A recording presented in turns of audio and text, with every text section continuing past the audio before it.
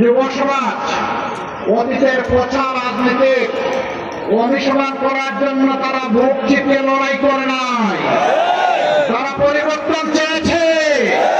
13 তারিখ থেকে বাংলাদেশে সেই পরিবর্তনের সূচনা হবে ইনশাআল্লাহ।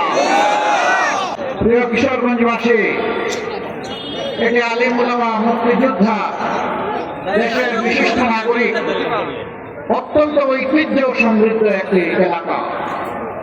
এই এলাকার মানুষ কঠোর পরিশ্রমী, শিক্ষিত, জ্ঞানী, দেশপ্রেমী।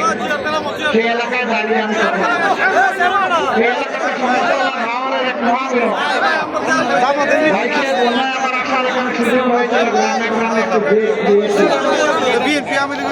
এখানকার ব্যবস্থা বিভিন্ন দিক থেকে খুবই ঝুঁকিপূর্ণ, কিন্তু বছরের পর বছর এখানে এখানকার লোকেরাই বাংলাদেশের প্রশাসনের সরকারের শীর্ষ পদ তারা অলঙ্কৃত করছে।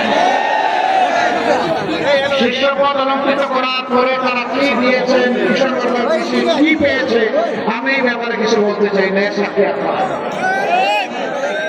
এখানে বাংলাদেশ জামাত ইসলামীর কিশোরগঞ্জ জেলা শাখার সম্মানিত আমির অধ্যাপক রমজান আলী সাহেব জনগণের পক্ষ থেকে বাস্তব কিছু দাবির কথা তিনি তুলে ধরেছেন।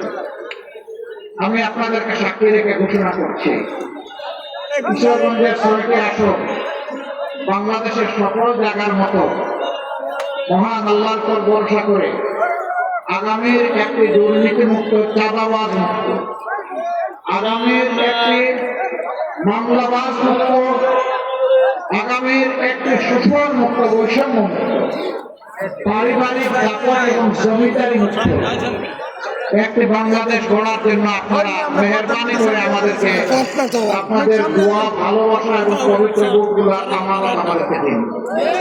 আমরা কথা দিচ্ছি, আমরা ইনশাআল্লাহ ইনসাফের ভিত্তিতে আমাদের সমস্ত শক্তি দিয়ে আপনাদের রাস্তার প্রতিদান দেব ইনশাআল্লাহ। প্রিয় কিশোরগঞ্জবাসী, জুলাই যোদ্ধারা যখন রাস্তায় নেমেছিল তখন যেমন আমাদের ছেলেরা যে যুদ্ধ করেছে, লড়াই করেছে, আমাদের মেয়েরাও লড়াই করেছে। এই দেশে আমাদের ছেলে মেয়েদের